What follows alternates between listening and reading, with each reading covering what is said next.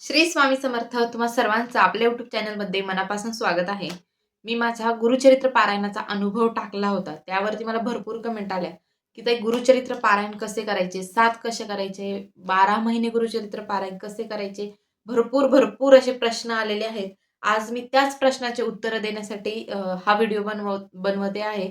आणि ह्या व्हिडिओमध्ये तुम्हाला मी जे नियम पाळले आहेत, मी जसं पारायण केलं आहे, घरच्यांनी नॉनव्हेज खाल्लं होतं की नव्हतं, या सगळ्या विषयांवर आज मी तुम्हाला जे तुम्ही प्रश्न केले मला त्यावरती उत्तर म्हणून हा व्हिडिओ बनवणार आहे. सगळ्यात पहिले तर इथे मी माझे जे तुम्ही विचारलेले मला प्रश्न आहेत, ते प्रश्न मी सगळे लिहून घेतले आहेत. तर आता आपल्याला करायचे आहे 7 गुरुचरित्र पारायण. गुरुचरित्र ग्रंथाची ताकद हे शब्दात सांगणं खूप कठीण आहे. आता मी ह्या ग्रंथाचे पारायण कसे केले, तर आपण आता सगळ्यात पहिला प्रश्न घेऊया, की 7, 3, 12 असे पारायण हे जर आपल्याला पारायण करायचे असेल ते कसे करायचे? म्हणजे 7 पारायण सलग करायचे, की मध्ये गॅप घ्यायचा? 12 महिने पारायण कसे करायचे?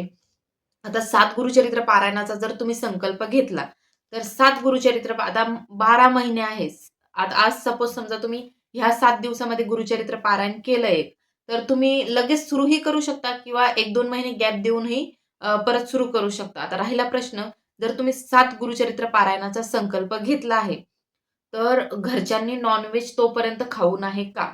तर आता आपण गुरुचरित्र पारायण करतो आहे, तर आपल्याला नॉन-व्हेज खायचं नाहीये. पण घरचे ऐकणार नाहीयेत. तुम्ही 7 गुरुचरित्र पारायण करायला 7 महिने जातील.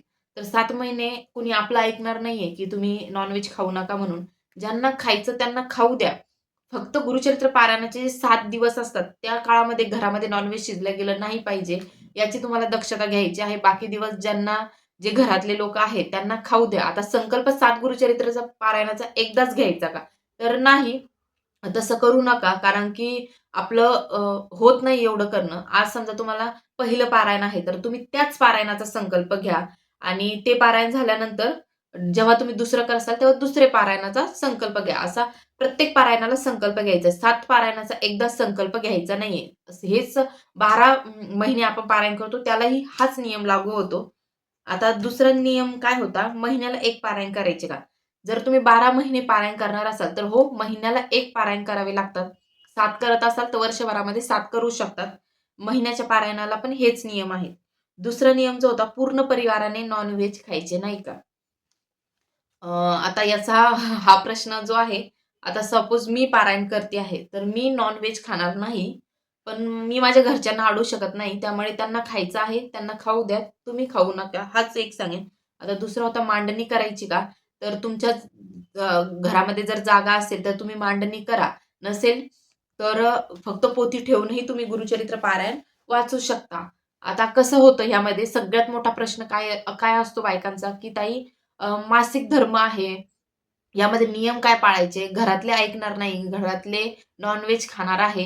तर ज्यांना खायचंय त्यांना खाऊ द्या. मी एकच सगळ्यात मोठा प्रश्न हा आहे, की ते नॉन-व्हेज कारण की आपण एखाद्याला खाण्यापासून रोखतोय. ते पण पापच आहे.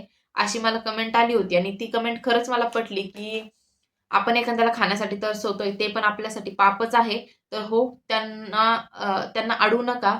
फक्त एवढं दक्षता घ्या, की 7 दिवसाचं जे गुरुचरित्र पारायण आपल्या घरामध्ये आहे, तर साक्षात दत्त महाराज आपल्या घरामध्ये आहे. त्यांना 7 दिवसात ते पारायण 7 दिवसामध्ये आपल्याला नॉन आपल्या घरात नाही शिजलं पाहिजे किंवा कोणी बाहेरूनही खाऊन आलं नाही पाहिजे. आता मी जेव्हा केलं होतं, आमच्या घरामध्ये कोणीच नॉन खात नाही. आमच्या घरामध्ये बनवल्याही जात नाही.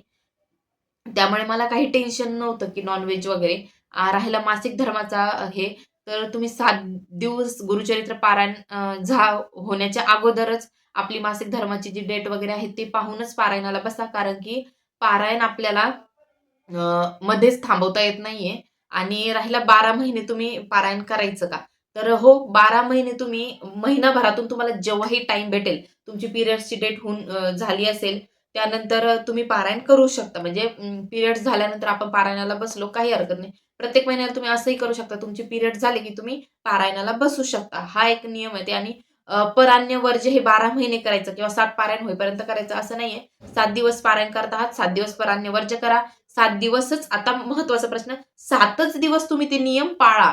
की कोणी म्हणतंय 7 पारायण करायला 7 महिने लागतात, 12 पारायण करायला 12 महिने लागतात. तर असं नाहीये 12 महिने नियम पाळायची गरज नाही. जेव्हा तुम्ही तो पारायण करताय 7 दिवसात आपल्याला ते नियम पाळायचे असतात. आणि अजून एक प्रश्न होता बघा, उद्यापन प्रत्येक पारायणाला करायचं का? तर आता कसं आहे, तुम्ही पारायणाचा संकल्प एकच घेताय. एकच पारायण ह्या 7 दिवसात करणार आहे. तर त्या 7 दिवसात त्या पारायणाचं म्हणजे सांगता करा. आता उद्यापन आपल्याला फार काही मोठं त्या दिवशी करायचं नाहीये. फक्त महाराजांची आरती करायची आहे, नैवेद्य वगैरे महाराजांना दाखवायचा आहे. आणि आपण एक सवाष्ण ब्राह्मण जेव घालतो बघा. एक सवाष्ण जेव घालतो त्या दिवशी, एक जोडपं जेव घालतो. तर हे तुम्ही तुमचे 7 पारायण संपल्यानंतर तुम्ही थाटामाटात ह्या सगळ्यांचं जे 7 पारायण तुम्ही केले त्याचं उद्यापन करा. आणि मग तिथे तुमचे 7 पारायण पूर्ण होतील. आता ही सांगता आहे. म्हणजे कसं 7 पारायण तुम्ही सलग केले. 7ही पारायणामध्ये एकदम साधं उद्यापन करायचं आहे. महाराजांची आरती करायची आहे, महाराजांना गोडाचा नैवेद्य दाखवायचा आहे आणि महाराजांना विनंती करायची आहे, माझे हे 7 पारायण पूर्ण होऊ द्या. मी तुमचं थाटामाटामध्ये उद्यापन करेल. असं महाराजांना विनंती करायची आहे. तर हे जे आपल्याला आहे की आपल्याला जे हे प्रश्न विचारले गेले होते एवढे प्रश्न, तर मी त्या प्रश्नाची उत्तरं दिले असं मला वाटतं आहे. अजूनही ह्या पुढेही तुम्हाला काही प्रश्न असतील तर तुम्ही ते विचारा. आणि गुरुचरित्र पारायण करताना कृपया ज्यांना नियम पाळणं शक्य आहे त्यांनीच गुरुचरित्र पारायण करा. कारण की गुरुचरित्र ग्रंथ हा काही साधा ग्रंथ नाहीये. देव काही तुम्हाला, तुम्ही नाही पाळले देव काही तुम्हाला शिक्षा देणार नाही, पण आपल्या मनामध्ये एक भीती बसलेली असते की नको आपण पारायण करतोय, ते पारायण पूर्ण होणं ही तितकंच गरजेचं आहे. तर हे काही नियम होते. हे काही जसं मी पारायण केलं त्याचेच हे नियम मी तुम्हाला सांगितले, जे की मी पाळले. तुम्हालाही पारायण करायचे आहे तर नक्कीच करा. ह्या 12 महिन्यामध्ये किंवा या 7 पारायणामध्ये तुम्ही हे पूर्ण पारायण करून बघा आणि तुमच्या आयुष्यात काय बदल होतात.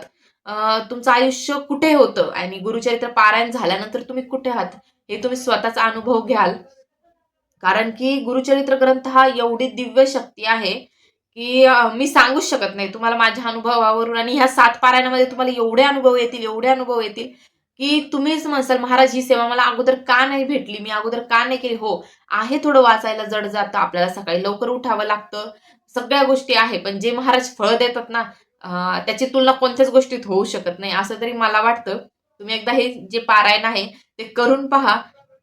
आणि अजून जर तुमचे काही प्रश्न असतील तर मला ह्या कमेंट बॉक्समध्ये विचारू शकता. आणि श्री स्वामी समर्थ कमेंट बॉक्समध्ये लिहायला विसरू नका. कारण की तुमचं एक श्री स्वामी समर्थ हे तुमचं खूप मोठं स्मरण होऊन जातं. चला, व्हिडिओ आवडला असेल तर नक्की लाईक, शेअर, सबस्क्राईब करा. सेवा करा, सेवेकरी व्हा.